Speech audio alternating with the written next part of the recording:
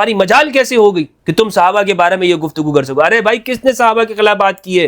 ہم تو آپ کو قرآن مجید کی آیات سمجھا رہے ہیں۔ کچھ لوگ ایسے ہیں کہ جو رسول کے ساتھ اس وقت بھی موجود ہیں کہ ابھی کچھ لوگ اور آئے بھی نہیں ہیں، پہلے سے وہاں موجود تھے۔ میں نے کہا 9 بجے آپ نے کلاس میں پہنچنا ہے، باہر کے لوگ تو 9 بجے پہنچ گئے اور یہ سمجھنے لگے کہ بھائی ہم 9 بجے فکس پہنچ گئے تو لہٰذا پہلی کیٹیگری میں آ گئے۔ کچھ لوگ پہلے سے گھر میں موجود ہیں۔ رسول اللہ کی ذات تو بہت بلند و بالا ہے، انہیں تو پہلے ان انصار اور مہاجرین کے قدموں میں بیٹھنا ہے، ان سے درس حاصل کرنا ہے۔ ہر ایک کی زبان کے اوپر یہ ہوتا تھا یہ مہاجر صحابی ہے، یہ انصار صحابی ہے، یہ طلقاء، یہ طلیق ہے، یا یہ طلیق کا بیٹا ہے۔ بسم اللہ والصلاة والسلام علی رسول اللہ وآلہ وآلہ۔ السلام علیکم ورحمۃ اللہ وبرکاتہ۔ صحابی، تابعی اور طلقاء، یہ تینوں الگ اصطلاحات ہیں، اور ان تینوں کے معنی میں، اس کے مفہوم میں، اس کی تاریخ، نفسیات میں فرق ہے۔ تینوں کے ایک مکمل تاریخ ہے۔ یہ ایسا نہیں ہے کہ آپ سارے لوگوں کو ایک جیسا بنا دیں اور سب کو ایک ہی کیٹیگری میں رکھ دیں۔ جب اللہ سبحانہ و تعالیٰ نے قرآن مجید میں اور اس کے پیارے حبیب نے، رسول اللہ صلی اللہ علیہ وآلہ وسلم نے سب لوگوں کو ایک کیٹیگری میں نہیں رکھا، ان کو الگ الگ رکھا ہے، تو پھر مجھے اور آپ کو بھی یہ چاہیے کہ ہم قرآنی اصطلاحات کا، ٹرمینالوجیز کا استعمال کریں، کیونکہ اگر ہم کسی اصطلاح کو غلط جگہ پہ رکھیں گے تو پھر پوری تاریخ بگڑ جائے گی، اور اس کا پھر نقصان یہ ہوگا کہ جو جس کا حق ہے وہ اس کو نہیں ملے گا، اور حق و باطل آپس میں گڑمڑ ہو جائے گا۔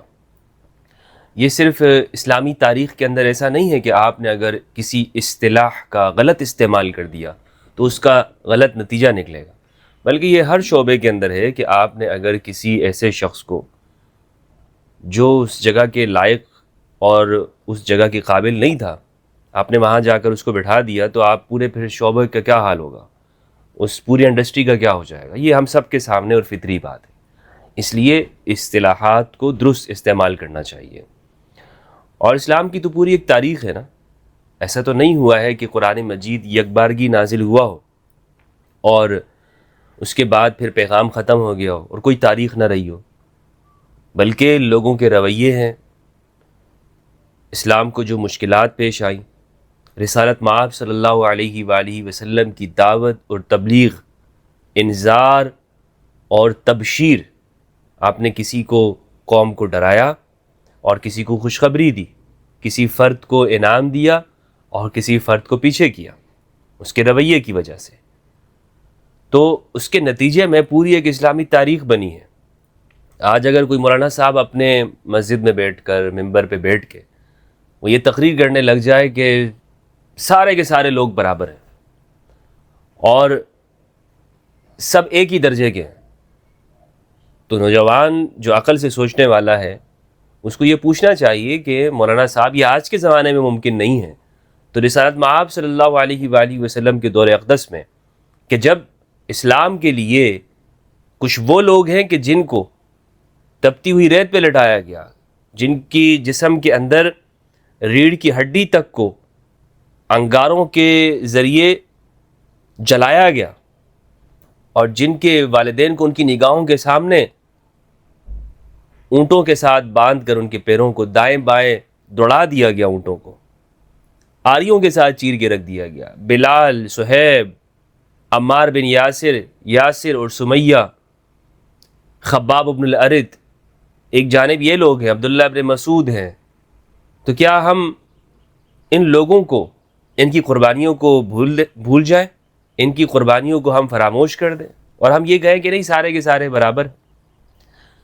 یہ صرف اسلام کی تاریخ میں نہیں ہے، بلکہ میرے بھائی یہ دنیا کے اندر کوئی بھی شخص اگر ایک مومنٹ برپا کرنا چاہتا ہے تو وہ دیکھے گا کہ جو اس کے پہلے اس کا ساتھ دینے والے جو دوست ہیں، جو شریک ہونے والے ہیں، جو مشکلات کو دیکھتے ہیں، وہ لوگ کہ جنہیں اپنے وقت کے ظالموں کے ہاتھوں ان پر ظلم ہوتا ہے اور وہ سب کچھ سہتے رہتے ہیں، اور پھر بعد میں کچھ لوگ آ جائیں اور وہ کہیں کہ نہیں بھائی یہ جو شروع میں لوگ تھے ان کی قربانیاں کوئی معنی نہیں رکھتی ہیں اور ہم ہیں اصل میں، ہم ہی اس کو چلائیں گے اور اس پوری تحریک کو ہم چلائیں گے، تو کون شخص اس پہ راضی ہوگا؟ کوئی راضی نہیں ہوگا۔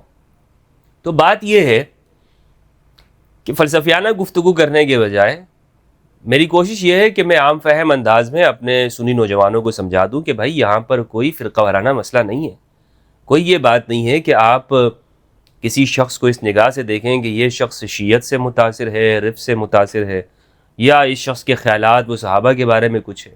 اگر آپ قرآن مجید کو غور تدبر کے ساتھ پڑھیں گے، اس کے معنی میں غور کریں گے، صرف جسے کہتے ہیں کہ ثواب کی نیت سے جلدی جلدی نہیں پڑھیں گے بلکہ اپنی ہدایت کے لیے اسے سمجھنا چاہیں گے، تو آپ اسی نتیجے پر پہنچیں گے کہ قرآن مجید مختلف اصطلاحات کو استعمال کرتا ہے لوگوں کے رویوں کے اعتبار سے، ان کے فضائل بیان کرتا ہے۔ بلا شک و شبہ رسول اللہ صلی اللہ علیہ وآلہ وسلم کے اصحاب، آپ کا ساتھ دینے والے، آپ کے ساتھی، ان کے جیسا کوئی نہیں ہے۔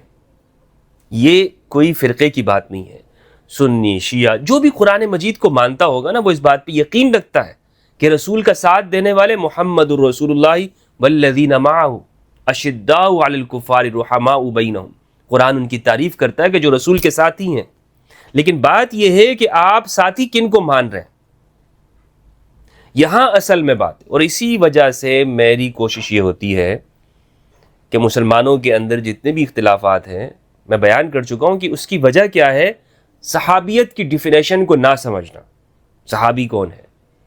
ہمارے ہاں ہم نے صحابی کی تعریف کو بہت عموم قرار دے دیا، بہت عام کر دیا ہے، اور اس کے پیچھے ایک وجہ تھی کہ جس وجہ سے ہمارے محدثین نے، ان سے یہ غلطی ہو گئی، اللہ تعالیٰ ان کو معاف کرے۔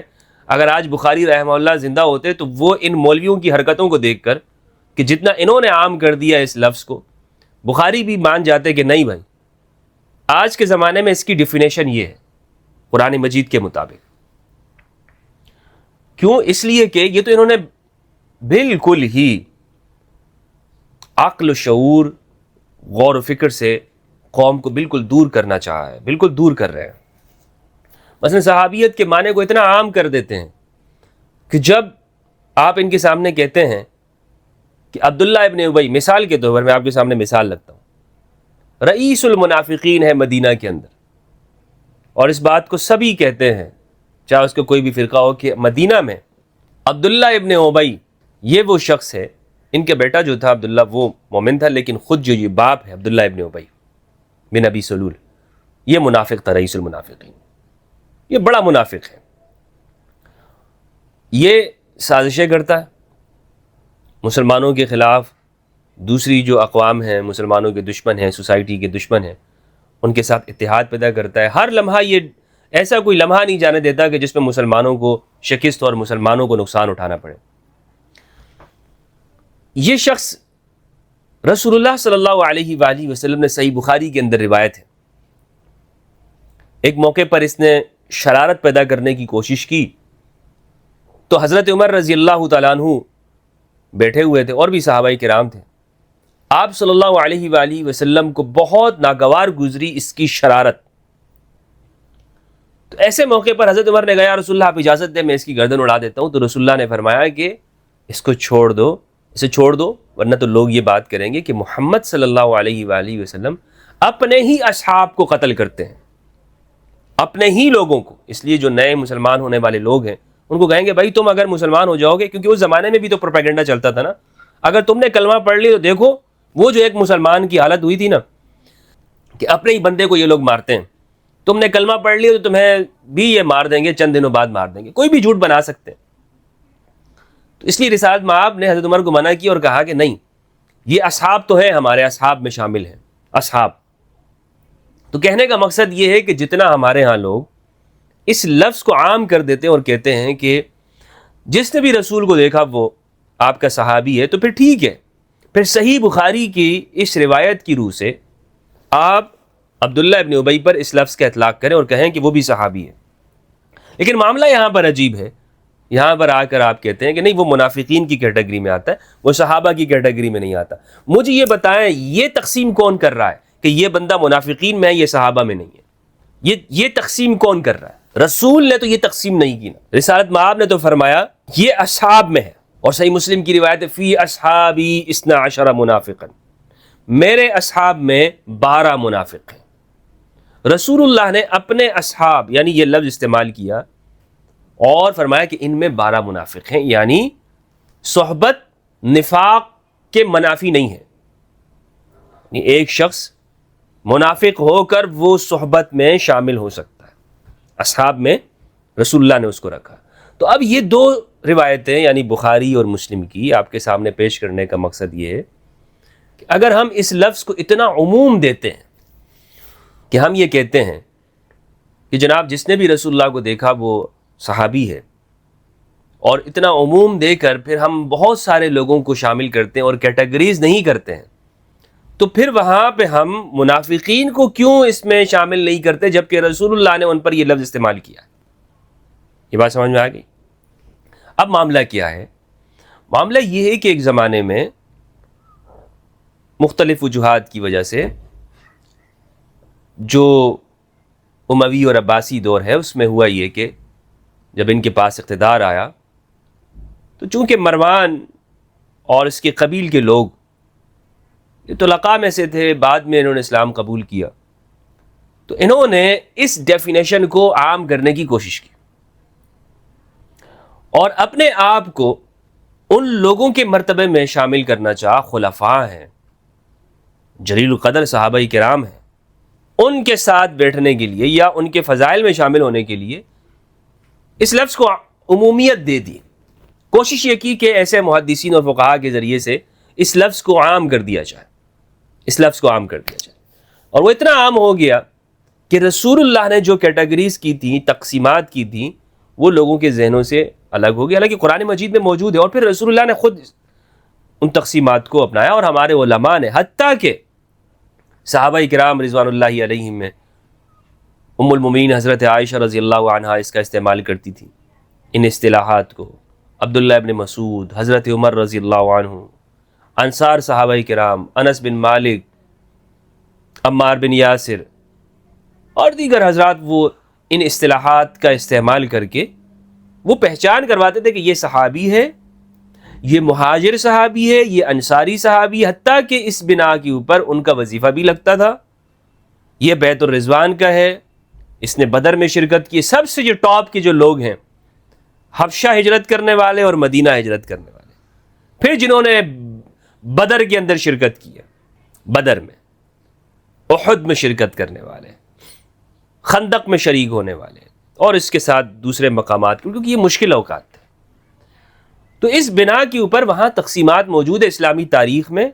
پہلے تو قرآن مجید میں رسول کے زمانے میں جنہوں نے اسلام قبول کیا ان کے درمیان میں ایک فرق قرآن مجید کر رہا ہے، اور یہ فطری فرق ہے، یعنی ان کے انسان ہونے میں فرق نہیں کر رہا، ان کے مراتب اور درجات میں فرق کر رہا ہے۔ آپ یہ نہیں سمجھے گا کہ کہیں ڈسکرمنیشن، یعنی یہ مراد ہے کہ ان کو زیادہ پروٹوکول اس اعتبار سے مل رہا ہے کہ ان کے انسان ہونے میں نہیں، انسان ہونے میں نہیں، بلکہ اس اعتبار سے کہ وہ ان کی جو قربانیاں ہیں، ان کی جو کوششیں ہیں اسلام کے لیے، تو اس میں یہ بالکل فطری طور پر تقسیمات قرآن نے کی ہے۔ تو پہلی جو تقسیم ہے قرآن مجید اس اعتبار سے دیکھتا ہے کہ اس نے یہ مہاجرین میں سے ہے، اور سورہ توبہ 9 کی 100 میں اس میں بنیادی طور پر بیان کیا گیا، فرمایا والسابقون الاولون من المہاجرین والانصار والذین اتبعوہم باحسان۔ اس آیت کو پڑھ کر اکثر ہمارے ہاں کہتے ہیں کہ سب برابر ہیں، سارے برابر ہیں، اور کبھی کبھار کہا جاتا ہے، اور جب سے پھر میں نے الحمدللہ ان کو سمجھانا شروع کیا ہے اور ان مولویوں کو ایک ایک کر کے میں نے قرآن کا یہ ترجمہ بتانا شروع کیا، یہ کہتے نہیں ہے کہ ہم درس سے ہم نے سیکھ لیا الحمدللہ، لیکن یہ آپ ان کی گفتگو دیکھیں، اس میں فرق ابھی آپ کو نظر آتا ہوگا ان مولویوں کی۔ جب سے ان کے سامنے الحمدللہ عز وجل مجھے یہ بار بار اس لیے کہنا پڑ رہا ہے، نہیں کہتا نا جو شخص، تو پھر لوگ کہتے ہیں اچھا بھائی، لوگوں کے سمجھ میں بھی نہیں آتا کہ اچھا ہمارے ہاں لوگ حافظہ بھی بہت کمزور ہیں۔ تو میں اس لیے آج بیان کر رہا ہوں کہ آپ ان کی تقریریں اٹھا کے دیکھ لیں، بہت سارے ایسے آدھا قسم کا علم لوگوں کے سامنے بیان کرتے تھے اور ڈروپ جاڑتے تھے، آپ کو ان کی تقریروں میں واضح فرق دکھائی دیتا ہوگا۔ پہلے یہ سورۃ الحدید کی جو آیت ہے، آیت الحسنہ، اس کا ترجمہ کرتے وہاں پر ایمان کا لفظ ڈالتے تھے. اب یہ جب سے میں نے بتایا کہ اس کا صحیح ترجمہ کیا ہے اور یہ پہلے ہی لوگوں کو شامل ہے, تو تب سے یہ کہنے لگے کہ نہیں, اگر ایسا بھی ہو تب بھی سب سے اللہ راضی ہے. تو بہرحال دوستو, بہت ساری چیزیں, مثالیں آپ کے سامنے آئیں گی کہ جو مذہبی طبقہ ہے ہمارے سامنے, یہ پہلے جو تحریفات کی کوشش کرتا تھا اس میں اب یہ اپنے نوجوانوں کو بتانے لگا ہے کہ جناب یہ اس کے اندر فلاں فلاں بھی شامل ہے. مثلا سورہ توبہ کی جو آیت ہے, سورہ توبہ 109 کی 100, اس کا ترجمہ کیا ہے؟ والسابقون الاولون من المہاجرین والانصار, اور پہلوں میں آگے بڑھنے والے. والسابقون الاولون من المہاجرین والانصار, جو مہاجر ہیں اور جو انصار ہیں, جنہوں نے ہجرت کی ہے اور جنہوں نے مدد کی ہے. والذین اتبعوہم باحسان, اور جنہوں نے ان کی پیروی کی احسان کے ساتھ. اللہ ان سے راضی اور یہ اللہ سے راضی ہے. ان کے لیے انعام بھی بیان ہو گیا.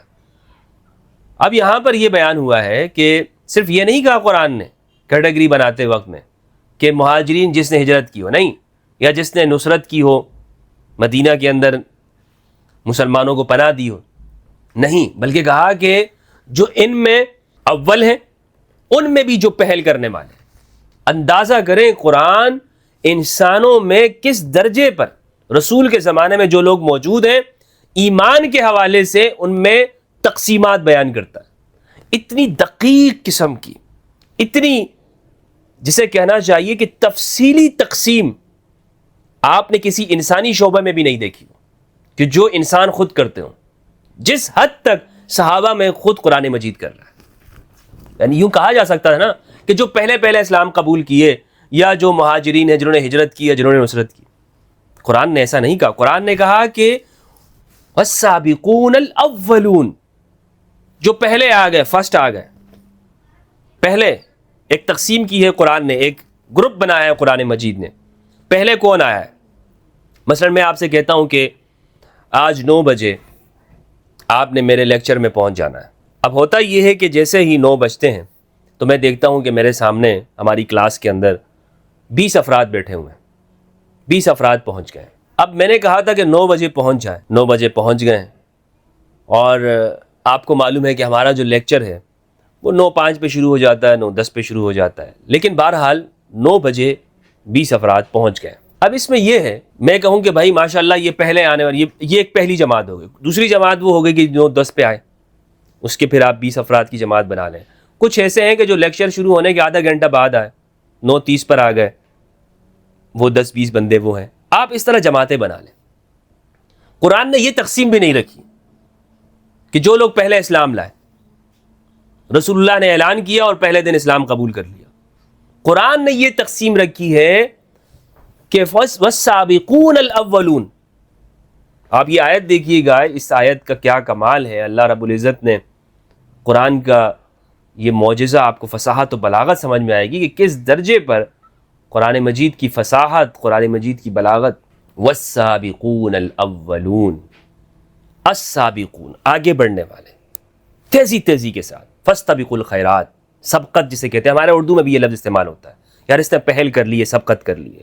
الاولون فرسٹ, الاول یعنی پہلوں میں سے پہلے.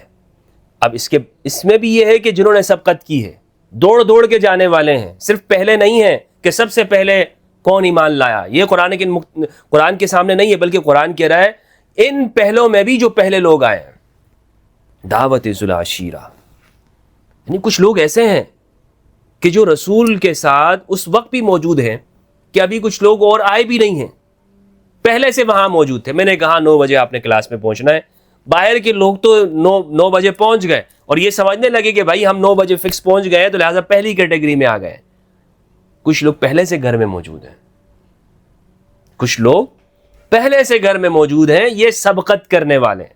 کہ جب رسول نے فرمایا کہ کون ہے کہ جو اس کام کے اندر میرا شریک ہو اس دین کے معاملے میں, تو یہ وہ لوگ ہیں جو رسول کی مدد کرنے والے, جو پہلے سے وہاں موجود ہیں, جنہوں نے اس کا سٹرکچر بنانے میں آپ کی مدد کی ہوتی ہے.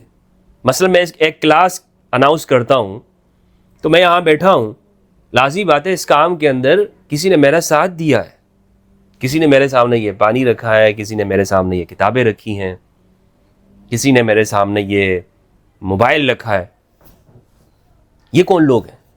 یہ تو پہلے سے یہاں موجود ہیں. والسابقون الاولون، یہ اپنی رضا کے ساتھ انہوں نے سبقت کر لی ہے. تو اب باہر سے آنے والا شخص کہے گا بھائی 9 بجے تو میں فکس پہنچ گیا تھا، تو یہ کیا کہے گا؟ میں تو 10 منٹ پہلے سے موجود ہوں یہاں پہ. اسی لیے ہمارے بہت سارے لوگوں کو یہ بات سمجھ میں نہیں آئی کہ جب امام علی علیہ السلام نے فرمایا کہ میں نے صلیت قبل الناس ب7 سنین، میں نے لوگوں سے 7 سال پہلے نماز پڑھی ہے، تو لوگوں نے کہا بھائی یہ حدیث کیسے صحیح ہو سکتی ہے؟ یہ حدیث تو صحیح ہو نہیں سکتی، اس لیے کہ بھائی ابھی تو مقابلے کا ٹائم ہی شروع نہیں ہوا، تو آپ نے پہلے نماز کیسے پڑھ لی؟ تو یہ بات ہے. تو قرآن کہتا ہے والسابقون الاولون من المہاجرین والانصار، جو مہاجرین ہیں اور جنہوں نے جو انصار میں سے. مہاجرین دیکھیں، مہاجرین جو ہیں یہ 2 طرح کے ہیں. ہجرت حبشہ 5 نبوی کے بعد ہوئی ہے، اور جو حبشہ کی جانب ہجرت کی ہے مسلمانوں نے مکہ میں، اور ہجرت مدینہ میں جو ہجرت مدینہ کی طرف ہوئی ہے 13 نبوی میں، اس کو ہجرت مدینہ کہتے ہیں. کچھ صحابہ کرام ایسے ہیں کہ جنہوں نے ذوالہجرتین ہیں، جنہوں نے حبشہ بھی ہجرت کی اور مدینہ بھی ہجرت کی ہے، اور کچھ ایسے ہیں کہ جنہوں نے صرف مدینہ ہجرت کی اور حبشہ ہجرت نہیں کی ہے. بہرحال قرآن مجید جو ہے وہ مہاجرین ان کو کہتا ہے کہ جنہوں نے حبشہ بھی ہجرت کی ہے اور مدینہ بھی ہجرت کی ہے، مدینہ بھی ہجرت کرتی ہو یا صرف مدینہ ہجرت کی ہے. قرآن کہتا ہے کہ یہ مہاجرین لوگ ہیں، اور ان کو حبشہ میں جنہوں نے ہجرت نہیں کی تو انہوں نے رسول کو یہ بتایا کہ ہم نے کیوں ہجرت نہیں کی ہے. یا تو رسول اللہ نے خود روک لیا، اور یا یہ ہے کہ وہ کسی اور سبب سے حبشہ کی جانب ہجرت نہیں کی انہوں نے، لیکن وہ سبب انہیں رسول اللہ کو بتانا ضروری ہے کہ یا رسول اللہ آپ ہمیں فرما رہے ہیں کہ یہاں سے ہجرت کر لیں، ہم نہیں کر رہے تو کیا بچائے؟ کیونکہ رسول اللہ وہاں پر مطاع مطلق کی حیثیت میں وہاں پر موجود ہیں کہ آپ کی فرما برداری کرنی ہے. آپ کے سامنے کسی کو یہ اجازت نہیں ہے کہ آپ کے فرمان کی خلاف ورزی کریں. تو اس لیے رسول اللہ نے جب کہہ دیا کہ ہجرت کرنی ہے، آپ کوئی شخص کیسے روک سکتا ہے؟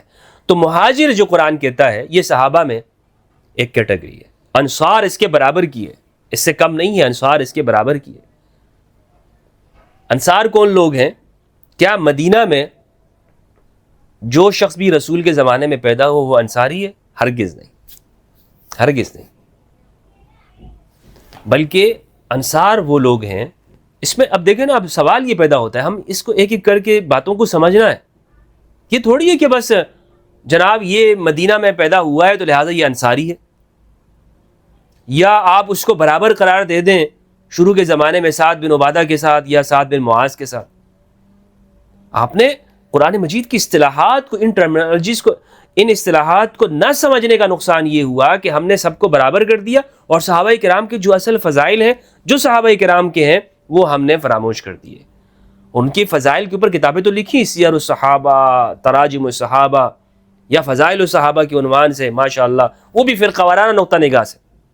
اس کے پیچھے مائنڈ سیٹ کیا کام کر رہا تھا کہ ایک مخصوص فرقے کی مخالفت، اور اس مخالفت کے اندر ہم نے کتابیں لکھی، اور کتابوں کے اندر اس میں جو ہم یہ گفتگو کرتے رہے ماشاءاللہ سے، وہ سارا اس کی بنیاد کیا تھی؟ اس کی بنیاد یہی تھی کہ ہم نے ایک فرقہ جو ہے اس کو کافر ثابت کرنا ہے، کیونکہ یہ ان صحابہ کو نہیں مان رہا. حالانکہ میں آپ کو بتاؤں کہ جب ہم صحابیت کی ڈیفینیشن میں جاتے ہیں نا، اور تو اس کی پوری تاریخ میں جانا پڑے گا آپ کو.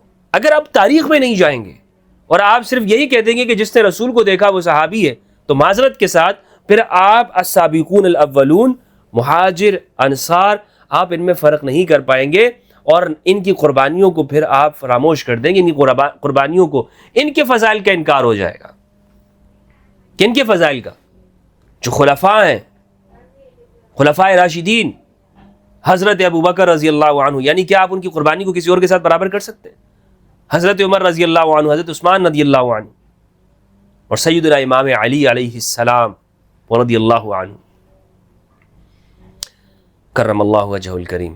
تو اب یہ دیکھیں، اس میں قرآن مجید نے تقسیم کیے السابقون الاولون من المہاجرین. انصاری کون ہے؟ میں بتا رہا تھا انصاری یعنی انصار کس تک آپ ان کو شامل کریں گے.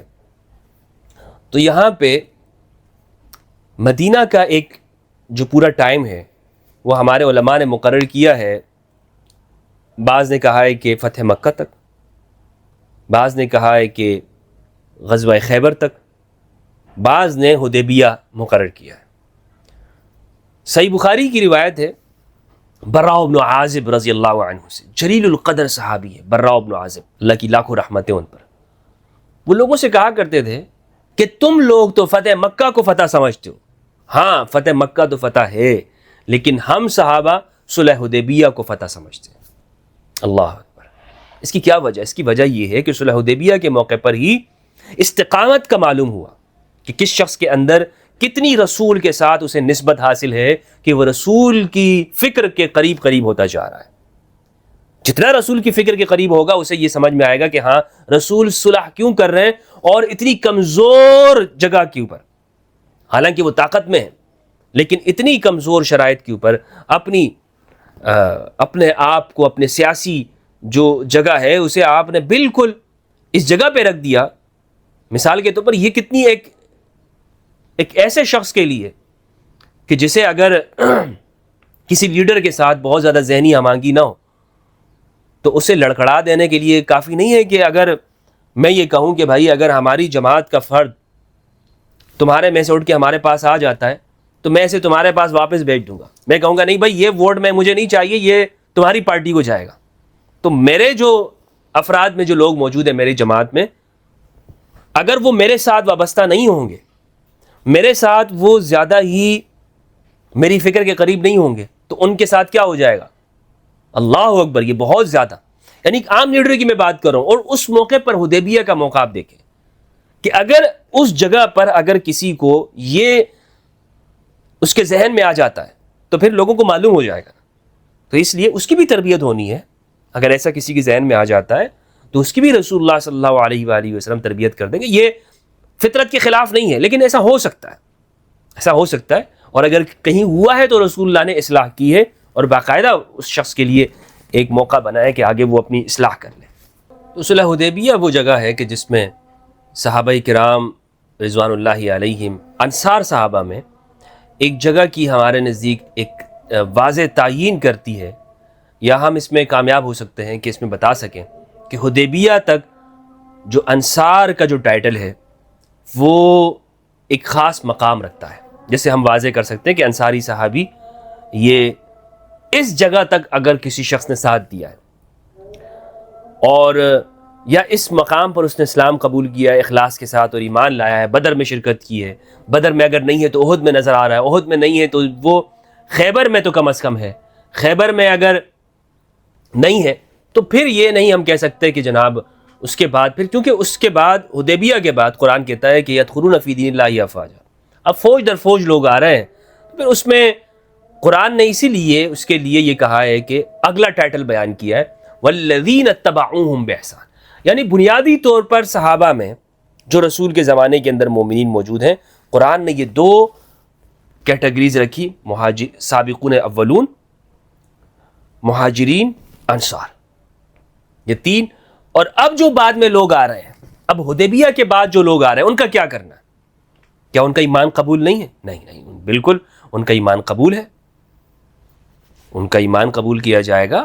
وہ بھی رسول اللہ کے جانثاروں میں شامل ہو سکتے ہیں، وہ بھی اسی طرح ان کے لیے درجات ان کو مل سکتے ہیں، جنت کے مستحق ہو سکتے ہیں بلا شک و شبہ، رسول کا کلمہ پڑھنے والے. لیکن ان کے لیے شرط رکھتی، ان کے لیے شرائط یہ تھی کہ یہ رسول اللہ کی اطاعت کریں، ہجرت کریں، نصرت کریں، انفاق فی سبیل اللہ کریں، تو اس طرح ان کے درجات بلند ہوتے رہیں گے مہاجرین اور انصار کے. یہ جو لوگ ابھی آ رہے ہیں تو ان کے لیے اب یہ وہ کلاس ہے کہ ان کے لیے جو نمونہ اور رول ماڈل رکھا ہے تو وہ یہ صحابہ ہیں. اس کی مثال بالکل ایسے ہے کہ جیسے ہماری کلاس کے اندر طلبہ شریک ہوئے، 10 افراد شریک ہوئے، 10 اسٹوڈنٹ ہیں، 20 اسٹوڈنٹ ہیں ہمارے، اور انہوں نے لیکچر حاصل کیا، تعلیم حاصل کی اور یہاں سے چلے گئے. اب کوئی کلاس ہماری ختم ہوتی ہے 12 بجے، 12 بجے کے بعد کچھ لوگ آتے ہیں، دروازے پہ کھڑا ہو جاتے ہیں اور کہتے ہیں ہمدرد صاحب ہم آپ سے پڑھنا چاہتے ہیں، تو میں ان کو کہوں گا کہ بھائی اب تو 9 سے 12 تک ہماری کلاس تھی، اب تو ٹائم نہیں ہے، ختم ہو گیا، تم کل آنا. یا ایسا کرو کہ 9 سے 12 تک جنہوں نے میرے سے پڑھ لیا ہے ان کے پاس جاؤ. تو 9 سے 12 تک جو ہماری کلاس میں موجود جو پہلے سے لوگ آئے تھے، جو بعد میں آنے والے لوگ ہیں، میں کہوں کہ بھائی ان سے سیکھو. آپ اگر تم نے سیکھنا ہے، اب یہ کورس ختم ہو چکا ہے، اب جو تم نے سیکھنا تھا، جو ٹائم تھا، جتنا بھی تھا، وہ یہ پیریڈ تھا، وہ اس زمانے کے اندر تم نے اسے سیکھنا تھا، وہ تم نے حاصل کرنا تھا، وہ تم نے حاصل نہیں کیا. تو اب میرے پاس تو چونکہ اور ٹائم ہے اور وقت ہے، یا میری زندگی پوری ہو گئی ہے، یا یہ کورس مکمل ہو چکا ہے، تو اگر تم اسے پڑھنا چاہتے ہو تو جو میرے پہلے کے جو شاگرد ہیں تم ان سے تعلیم حاصل کرو. تو بعد میں آنے والوں کے لیے میں رول ماڈل تو ہر ایک کے لیے ہوں، مطلب تمام اسٹوڈنٹس کے لیے میں برابر ہوں، لیکن میں ان سے کیا کہوں گا کہ بھائی پہلے ان کے ساتھ تو بیٹھو، تم پہلے ان کے ساتھ بیٹھو. تو یوں سمجھ لیں کہ رسول اللہ صلی اللہ علیہ وآلہ وسلم نے، میں بلا تشبیہ یہ مثال آپ کے سامنے پیش کر رہا ہوں، بغیر کسی تشبیہ کے، صرف اس لیے کہ میں اس بات کو مزید واضح کر سکوں کہ قرآن مجید کی اس آیت کے اندر کتنا گہرا فلسفہ ہے، کتنی گہری، یعنی قرآن کی ایک ایک آیت، ایک ایک لفظ کے اندر جب ہم اس کے ساتھ چلتے ہیں تو وہ آپ کو پوری تاریخ اس کے ساتھ چلے گی. ایسا نہیں ہوگا کہ آپ صرف یہ بیان کر دیں کہ وَالسَّابِقُونَ الْأَوَّلُونَ مِنَ الْمُهَاجِرِينَ وَالْأَنصَارِ، جو پہلوں میں پہل آئے مہاجرین ہیں اور انصار ہیں، اور جو بعد میں آئے سب سے اللہ راضی ہے، تو دیکھو سب سے اللہ راضی ہے. ایسا نہیں ہوگا میرے بھائی، آپ کو وہ بیان کرنا ہوگا کہ یہ پس منظر کیا ہے، یہ کیوں اس طرح یہ آیت ہوئی ہے، اس آیت کے اندر یہ لفظ کو کیوں استعمال کیا گیا ہے. تو وَالَّذِينَ اتَّبَعُوهُمْ بِإِحْسَانٍ، جو بعد میں لوگ آئے ہیں، جو حدیبیہ کے بعد آ رہے ہیں، فتح مکہ کے بعد آ رہے ہیں، ان سے اللہ راضی. لیکن ان کے لیے کرنا کیا ہے، ان کو کرنا یہ ہے، ایک تو یہ ہے کہ یہ اپنے آگے جن لوگوں کو دیکھیں گے وہ مہاجر اور انصار صحابہ کو دیکھیں گے. رسول اللہ کی ذات تو بہت بلند و بالا ہے، انہیں تو پہلے ان انصار اور مہاجرین کے قدموں میں بیٹھنا ہے، ان سے درس حاصل کرنا ہے. یہ اہل سنت عقائد کے مطابق میں آپ سے بات کر رہا ہوں کہ یہ پہلے تو ان کو دیکھیں نا، یہ جو بعد میں آنے والے لوگ ہیں. سمجھ میں آ رہی نا بات؟ اور اگر یہ بعد میں آنے والے لوگ عمار یاسر کو دیکھنے کے بجائے، عبداللہ ابن مسعود کی اقتداء کرنے کے بجائے، حذیفہ بن الیمان یا براء بن عازب، خباب بن الارد، ابو ایوب انصاری، عثمان بن حنیف، سہل بن حنیف، ان لوگوں کو دیکھنے کے بجائے ان سے لڑنا شروع کر دیں، ان سے لڑنا شروع کر دیں، تو اتباع احسان ہے. تو پہلی شرط کیا ہے کہ یہ جو بعد میں آنے والے لوگ ہیں یہ دیکھیں گے کہ مہاجر اور انصار کہاں پہ کھڑے ہوئے ہیں، مہاجر و انصار کی اقتداء کرنی ہے ان لوگوں کو.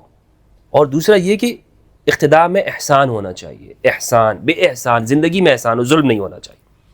اگر ظلم ہوا زندگی میں، یہ 2 شرائط لگائی ہیں قرآن نے یہاں پہ، بعد میں آنے والے لوگ ہیں ان کو دیکھیں گے، مہاجر و انصار صحابہ کو. اب آپ اس مطابق اس قرآن کی آیت کو دیکھ لیں، آپ کو ساری بات واضح ہو جائے گی کہ یہ جو شروع کے لوگ ہیں یہ کس مقام پر ہیں، اور جو بعد میں آنے والے ہیں یہ ان کے فالوور ہیں.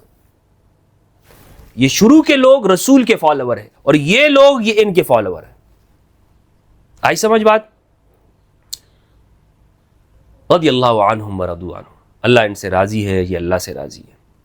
اب ہوتا کیا ہے ہمارے ہاں ہوتا یہ ہے کہ ان کیٹیگریز کو نہیں کیا جاتا جو قرآن نے کی ہیں، ان کو بیان نہیں ہوتا، اور بس صرف اور صرف یہ کہہ دیتے ہیں کہ بھائی تم صحابہ کے خلاف بھونکتے ہو، تم صحابہ کے خلاف بکواس کرتے ہو، تمہاری مجال کیسے ہو گئی کہ تم صحابہ کے بارے میں یہ گفتگو کر سکو. ارے بھائی کس نے صحابہ کے خلاف بات کی ہے؟ ہم تو آپ کو قرآن مجید کی آیات سمجھا رہے ہیں کہ جس طرح قرآن ہے اسی طرح سمجھو، جیسا قرآن ہے اسی طرح قرآن کو سمجھو. یہ نہ کرو کہ اپنی مرضی کے مطابق تو تم یہ فتوے دیتے رہو، اپنی مرضی کے مطابق تم آیات کی تشریح کرتے رہو. تمہیں کیا حق کس جگہ سے پہنچتا ہے؟ یہاں پر میں نے آپ کے سامنے قرآن مجید کی آیت کی روشنی میں ان ٹرمینالوجیز کو بیان کیا، اصطلاحات کو بیان کیا ہے. میرے خیال میں ہاں جو ہمارا عنوان ہے صحابیت کی ڈیفینیشن، ابھی اور اس میں بہت ساری باتیں ہیں کہ قرآن نے رسول کے متبعین کے لیے کیا لفظ استعمال کیا ہے. بہت طویل موضوع ہے یہ، اور میں اس حوالے سے گفتگو کی دعوت بھی کئی محترم علماء کو دے چکا ہوں کہ اس موضوع پر گفتگو کرتے ہیں. یہ صرف اور صرف یہ فرقہ وارانہ موضوع نہیں ہے، اس پر گفتگو ہو اور پتہ چلے کہ قرآن کس کے ساتھ ہے، اور جو ہم نے اپنی عصبیتوں کے مد نظر رکھتے ہوئے جو چیزیں ہم نے بنائی ہوئی ہیں وہ قرآن سے کس حد تک مخالف ہے. بہرحال دوسری یعنی صحابیت کی ڈیفینیشن کسی حد تک وہ میں آپ کے سامنے کر چکا ہوں قرآن کی روشنی میں. تابعی یہاں پر واضح ہو گیا. ہمیں اردو زبان کی کتابوں میں کیا بتایا جاتا ہے؟ صحابی وہ ہوتا ہے جس نے رسول اللہ کو ایمان کی حالت میں دیکھا ہو. تابعی وہ ہوتا ہے کہ جس صحابی کو ایمان کی حالت میں دیکھ لے. اور پھر اور کیا ہے؟ صحابی، تابعی، ولی. یہ دو زیادہ میرے خیال میں ہمارے ہاں مشہور تعریف ہے صحابی اور تابعی کی. آپ کسی مولانا صاحب سے بھی پوچھ لیں، کسی مولوی صاحب سے بھی، تابعی کسے کہتے ہیں؟ ہاں تبع تابعی ایک اور ہے، تبع تابعی. تبع تابعی وہ ہے کہ جس نے تابعی کو دیکھا ہو ایمان کی حالت میں. اچھا، یہ تینوں قسم کی کیٹیگری ہمارے ہاں بیان کر کے صحابی، تابعی، تبع تابعی، بس اپنے دماغ کو بند کر دو اور اس پہ کوئی سوال نہ کرو. یہاں پہ تو سوال تو ہونا چاہیے کہ جناب تابعی قرآن کسے کہہ رہا ہے؟ قرآن کہتا ہے کہ جو، اس میں تابعی میں فرق یہ کرتے ہیں کہ تابعی نے رسول کو نہیں دیکھا ہوتا اور صحابی نے رسول کو دیکھا ہوتا ہے، رسول اللہ صلی اللہ علیہ وآلہ وسلم کو.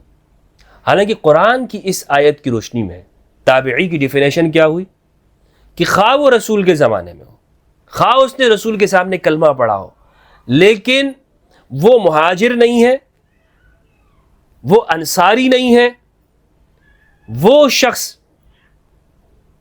جو کلمہ پڑھنے والا ہے رسول اللہ کے سامنے، وہ تابعی ہے. اور اسے چاہیے کہ یہ ان مہاجر و انصار صحابہ کو فالو کرے، اتباع کریں ان کی، اور یہ پہلے سے لوگ اتباع کریں گے رسول کی. تو جناب علی، تابعی وہ شخص ہوتا ہے قرآن کی روشنی میں کہ جو صحابہ کو فالو کرتا ہے، جو انصار اور مہاجر صحابہ کو فالو کرتا ہے. یعنی یوں سمجھ لیں، اس کو دوبارہ میں کرتا ہوں ڈیفینیشن کو. تابعی وہ صحابی ہے کہ جو حدیبیہ کے بعد اسلام قبول کرے اور جس نے ہجرت نہیں کی ہے، جس نے نصرت نہیں کی ہے. ہجرت کے زمانے میں وہ رسول اللہ کے خلاف برسر پیکار رہا ہو یا پیکار نہ رہا ہو، اور اس نے اسلام قبول نہ کیا، اس کو موقع ملا ہو، لیکن اس پورے عرصے میں اس نے اسلام قبول نہیں کیا، اور وہ حدیبیہ کے بعد آ رہا ہے یا فتح مکہ کے بعد آ رہا ہے، تو اس شخص کو تابعی کہتے ہیں. اور یہ شخص اب چاہے اس کو کیا چاہیے کہ یہ جو انصار اور مہاجرین صحابہ ہیں ان کی پیروی کرے گا، ان کی اتباع کرے گا.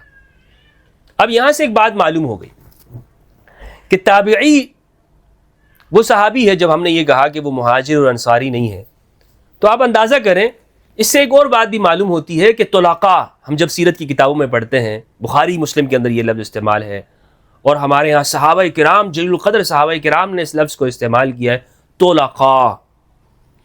تو یہ طلقاء کون لوگ ہیں؟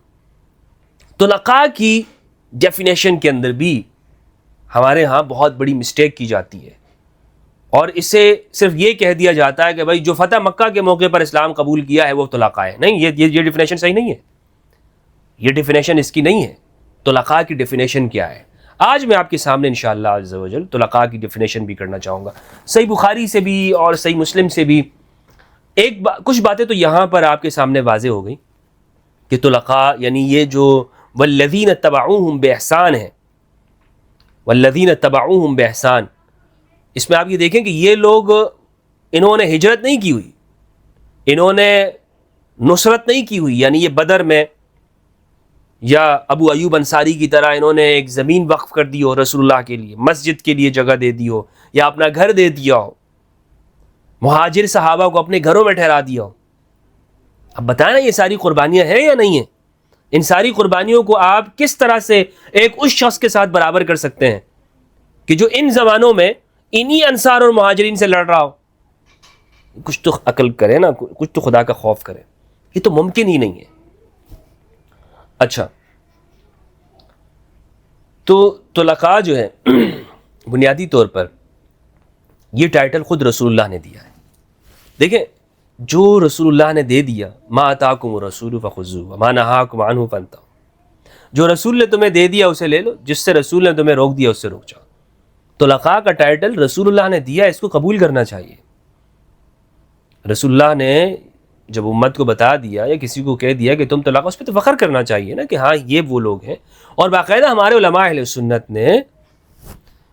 سنت نے اس کو شامل رکھا ہے اور اس میں فرق کیا، اور اس کو اپنی گفتگو میں، اپنی تحریروں میں، اپنی کتابوں میں اس لفظ کو ہمارے علماء اہل سنت والجماعت استعمال کرتے رہے ہیں.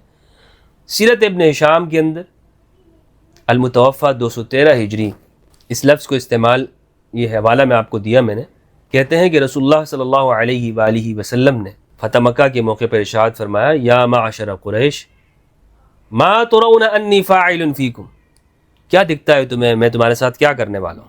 جب ان لوگوں کو مسجد میں جمع کیا، ان لوگوں کو ایک جگہ پہ جمع کر دیا سب کو کہ جاؤ ایک جگہ جمع ہو جاؤ تاکہ سارے اکٹھے ہو جائیں، اور پھر ان کو ایک خطاب کیا رسول اللہ نے، تمہیں کیا لگتا ہے کہ میں تمہارے ساتھ کیا کرنے والا ہوں؟ قالوا خیرا، تو سب نے کہا آپ ہمارے ساتھ بھلائی کرنے والے ہو.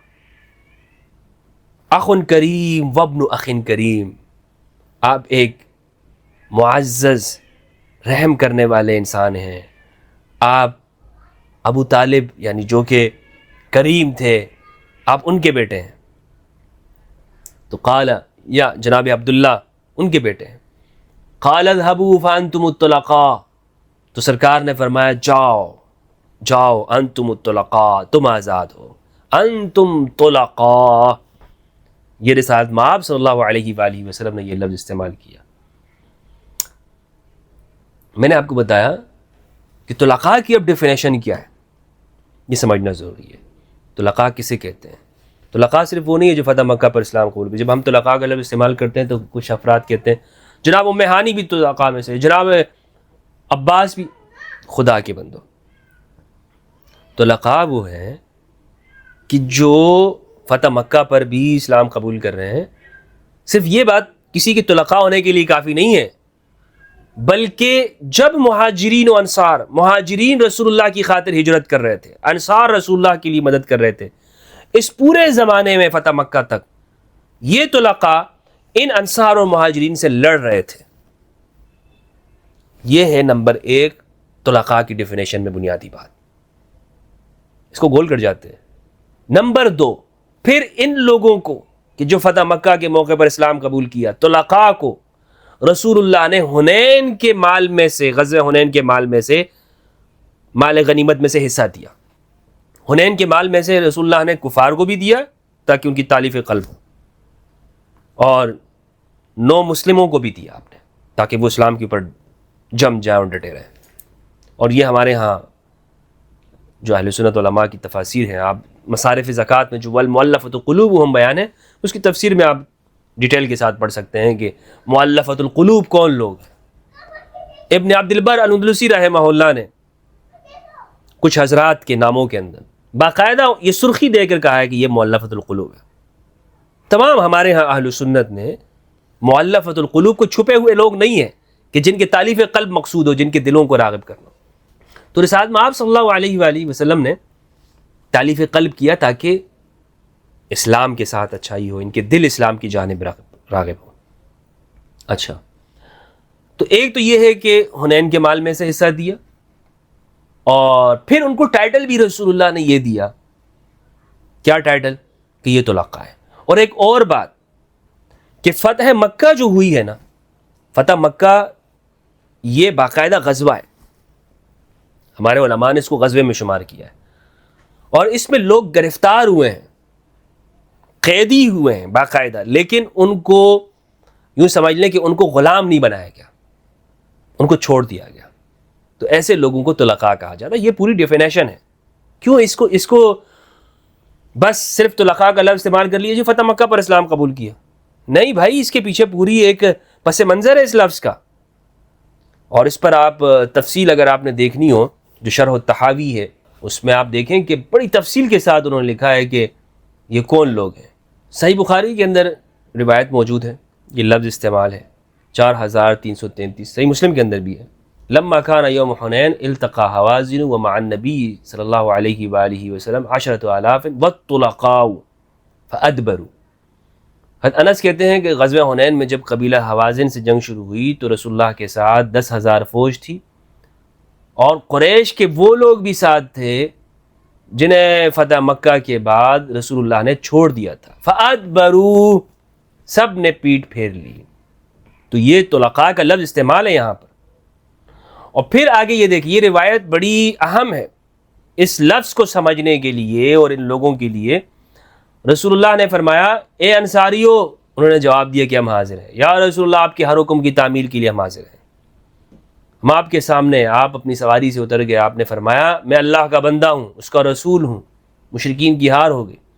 جن لوگوں کو آپ نے فتح مکہ کے بعد چھوڑ دیا تھا، یعنی طلقاء، اور مہاجرین کو نبی کریم نے دیا مال غنیمت میں سے، لیکن انصار کو کچھ نہیں دیا، انصار صحابہ کو. اس پر انصار صحابہ میں سے بعض نے اپنے غم کا اظہار کیا، رسول اللہ آپ نے ہمیں کچھ نہیں دیا. تو سرکار نے فرمایا کہ تمہارے لیے کیا یہ کافی نہیں ہے کہ لوگ تو مال لے جائیں اور تم محمد کو اپنے گھر میں لے جاؤ صلی اللہ علیہ وآلہ وسلم، یعنی میں تمہارے ساتھ چلا جاؤں، میں تمہارا حصہ بن جاؤں، میں تمہارا شریک بن جاؤں. اللہ اکبر. صحیح بخاری کے اندر موجود ہے کتاب المغازی. تو اس سے کیا معلوم ہوا؟ اس سے معلوم ہوا کہ طلقاء کو حنین کے مال میں سے حصہ دیا گیا. طلقاء کو حنین کے مال میں سے حصہ دیا گیا. اور یہ بخاری کے اندر یہ طلقاء کا ٹائٹل باقاعدہ، یعنی صحابہ اس لفظ کو استعمال کرتے ہیں. صحابہ کے اندر ایک پہچان موجود ہے کہ بھائی یہ لوگ یہ ہیں. طلقاء بھی موجود ہیں اس سوسائٹی کے اندر. حضرت عمر کو تو باقاعدہ طلقاء کے بارے میں ایک موقف تھا حضرت عمر کا. حضرت عمر کہا کرتے تھے کہ یہ جو خلافت کا معاملہ ہے نا، اس میں نہ طلقاء کا کوئی حق ہے، نہ طلقاء کے بیٹوں کا کوئی حق ہے. اور یہ طبقات کے اندر موجود ہے. میں نے آپ کو بتایا کہ ہمارے احناف کے جلیل القدر علماء ہیں، شرح مختصر التحاوی اس کے اندر یہ موجود ہے. اور رازی رحمہ اللہ نے اس پر جو تشریح کی ہے وہ تشریح دیکھنے کی قابل ہے. کیا کہتے ہیں حضرت عمر؟ حضرت عمر کہتے ہیں ان ھذا الامر لا يصلح للطلقاء ولا لابناء الطلقاء. یہ جو دین ہے یا یہ جو خلافت ہے یہ طلقاء کے لیے نہیں ہے اور نہ ہی طلقاء کے بیٹوں کے لیے ہے. یہ حضرت عمر کا موقف تھا. اور حضرت عمر کا یہ اس موقف خود ان کی وجہ سے نہیں بنا، بلکہ یہ غدیر خم میں آپ نے اکثر سنا ہوگا کہ غدیر خم کے بارے میں کہتے ہیں کہ صرف مہاجرین و انصار اس موقع پہ موجود تھے اور شام کے لوگ چلے گئے تھے. تو وہ اس لیے ہے کہ رسول اللہ نے مہاجرین و انصار ان کے سامنے علی کی بیعت کا اعلان کرا. اصل میں بیعت کرانی بھی انہی لوگوں سے تھی، مہاجرین و انصار سے کرانی تھی. شام والوں کا وہ تو ان مہاجرین و انصار کے عمل کے پیچھے چلیں گے، ان کو دیکھیں گے کہ بھائی یہ کیا جا رہے ہیں، یہ کیا کر رہے ہیں.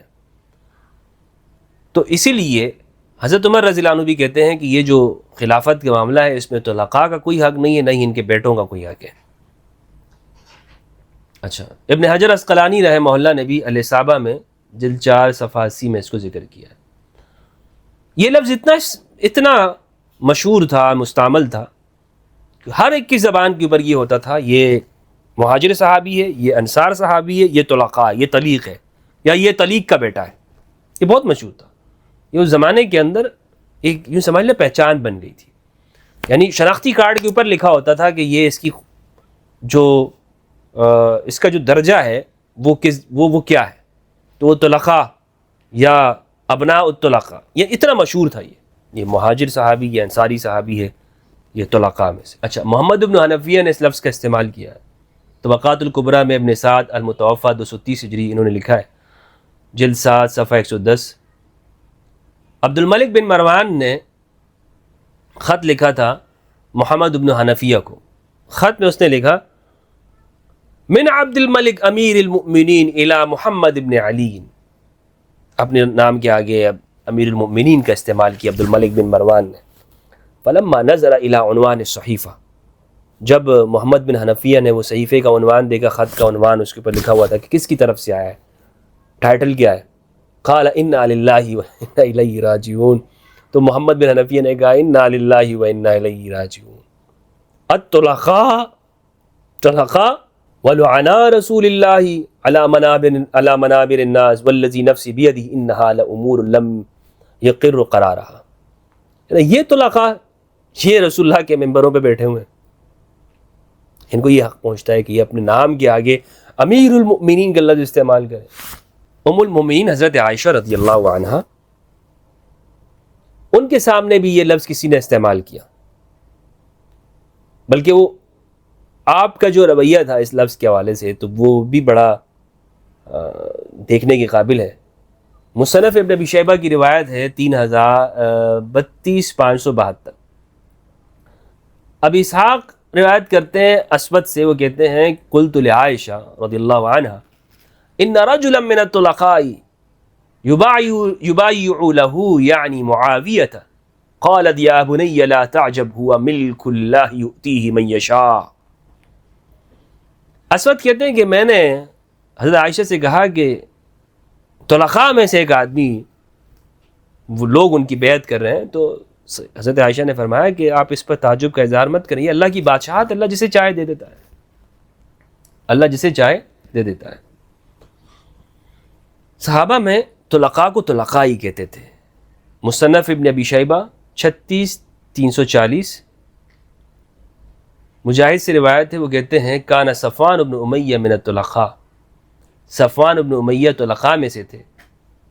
اور فاتا رسول اللہ صلی اللہ علیہ وآلہ وسلم فاناخ راحلتہ، پھر آگے واقعہ بیان کی. یعنی شخصیات کی پہچان وہ اس طور پر کرتے تھے کہ یہ شخص کیا ہے، یہ شخص کیا ہے.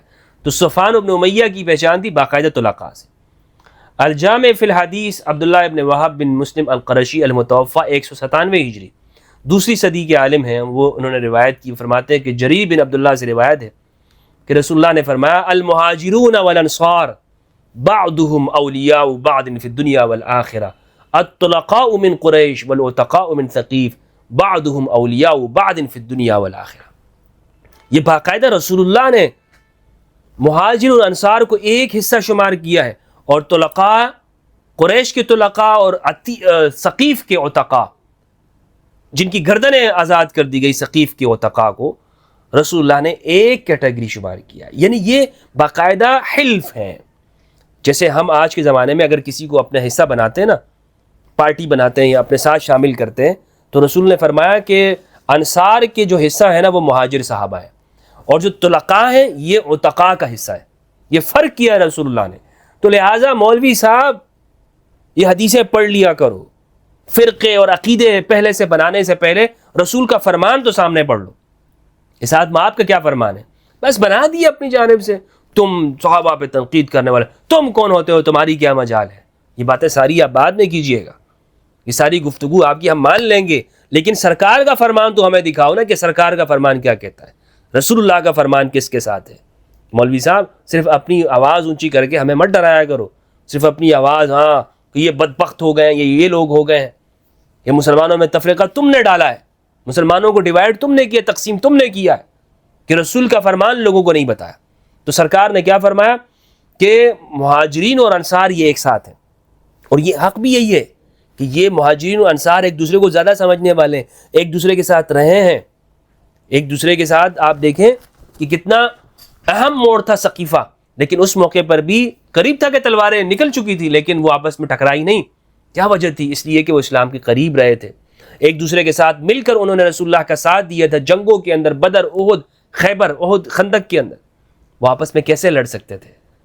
وہاں پہ معاملہ کچھ اور ہو گیا تھا، اہم ہو گیا تھا، کیونکہ یہ بہت قریب ہے. تو رسول اللہ نے فرمایا یہ ایک دوسرے کے الائی ہیں، یہ ایک دوسرے کے ساتھ ساتھ ہیں، یہ نہیں لڑیں گے.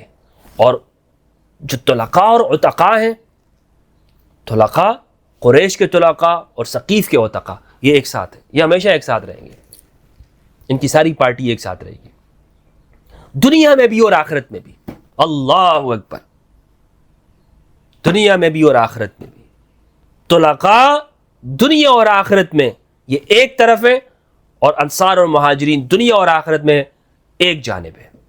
جنت میں بھی انصار و مہاجر ایک سمت میں ہوں گے اور طلقاء دوسری سمت میں ہوں گے.